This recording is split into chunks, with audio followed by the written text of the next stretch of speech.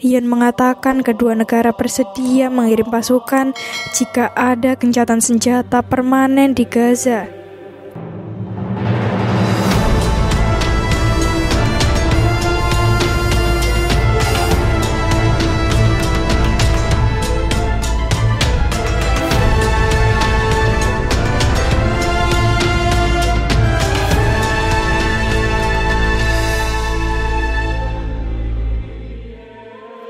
Assalamualaikum warahmatullahi wabarakatuh. Halo Sobat Muslimpedia, semoga Allah selalu menjaga antum semuanya. Muslimpedia membahas tentang kisah para nabi, kisah sahabat dan pengikut nabi, kisah sejarah Islam, dan kisah tentang Islam dan motivasi. Dan di video kali ini kita akan membahas tentang mungkinkah Cina dan Rusia berinisiatif kirim pasukan ke Gaza? Jalur Gaza masih menjadi perhatian publik karena serangan fase 2 Israel ke wilayah tersebut usai gencatan senjata tak diperpanjang. Komunitas internasional pun ramai-ramai mendesak penerapan kembali kesepakatan damai itu. Mereka meminta Dewan Keamanan Perserikatan Bangsa-Bangsa atau PBB untuk turun tangan. Namun, sejumlah pihak menilai PBB tak becus sebagai penjaga perdamaian. Mesir dan Mauritania lantas menggunakan resolusi 377A untuk menyerukan gencatan senjata di Gaza. Resolusi PBB 377A atau Unity for Peace bertujuan untuk menyelesaikan situasi saat Dewan Keamanan PBB gagal menjalankan fungsinya. Resolusi tersebut memberi wewenang ke Majelis Umum untuk menggelar pertemuan melalui Sekretaris Jenderal dan membuat rekomendasi kolektif termasuk penggunaan angkatan bersenjata bila diperlukan.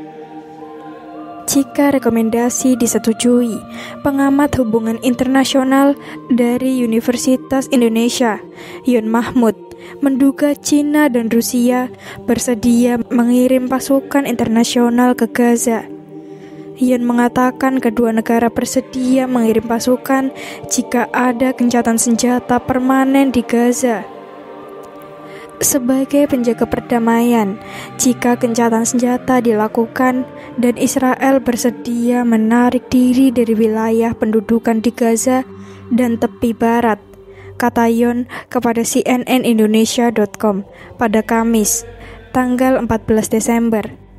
Dia kemudian berujar, tentu ini bagian dari skema two-state solution atau solusi dua negara.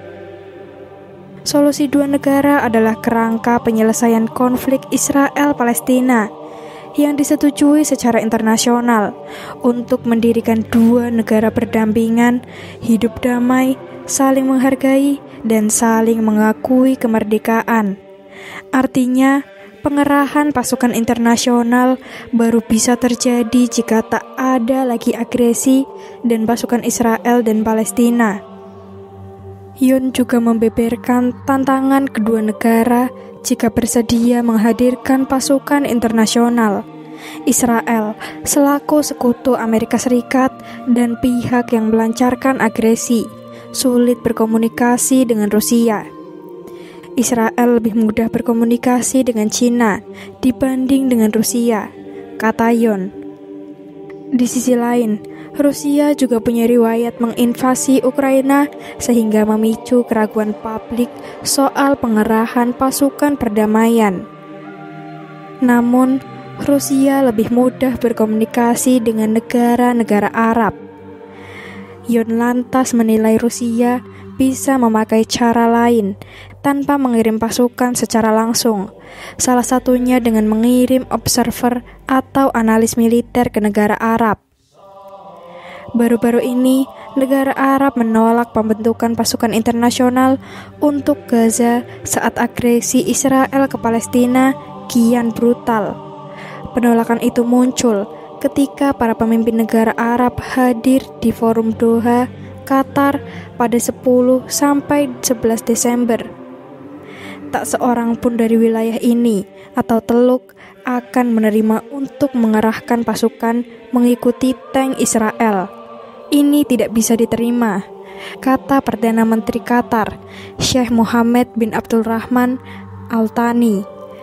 Dikutip New Arab pada Rabu 13 Desember.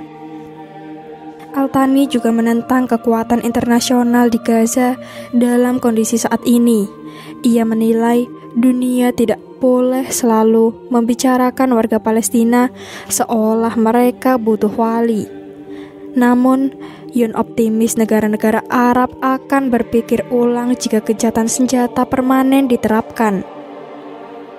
Jika terjadi gencatan senjata, negara-negara Arab akan melakukan pengiriman pasukan jika diminta melalui payung resolusi PBB, ujar dia. Sementara itu, pakar keamanan dari Cina, Zhou Bu, sempat menyinggung soal pasukan penjaga perdamaian di Gaza.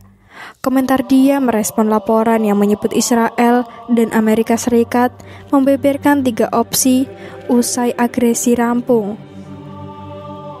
3 opsi itu yakni menyerahkan negara kawasan untuk mengawasi secara sementara Gaza, menghadirkan pasukan penjaga perdamaian dan meniru kelompok pasukan multinasional dan pengamat atau MFO yang beroperasi di Semenanjung Sinai. Zhou mengatakan pembangunan misi penjaga perdamaian memerlukan persetujuan dari pihak-pihak yang terlibat. Namun siapa pihak yang terlibat dalam konflik ini? Israel pasti tidak akan membiarkan Hamas menjadi salah satunya, kata Zhou di tulisan kolom yang dirilis South China Morning Post. Palestina dikuasai beberapa entitas, yakni Otoritas Palestina yang menguasai sebagian tepi barat dan Hamas yang mengontrol jalur Gaza. Zhou juga mengkritik opsi operasi pasukan semacam FMO di Gaza. Dia memandang FMO cukup berhasil di Mesir. Namun, ini terjadi karena kedua negara punya keinginan yang kuat dan perdamaian yang langgeng, kata dia. Israel dan 2 sekutunya, Prancis dan Inggris, sempat menginvasi Mesir hingga memicu krisis Suez pada 1956. PBB lalu turun tangan dengan pintu awal resolusi 377A. Gambar yang ditampilkan hanya ilustrasi, dan kami memohon maaf jika ada kesalahan dalam penulisan maupun penyebutan. Semoga konten ini bisa menghibur dan bisa memberikan inspirasi, edukasi, dan kebaikan dalam kehidupan sehari-hari. Wassalamualaikum warahmatullahi wabarakatuh.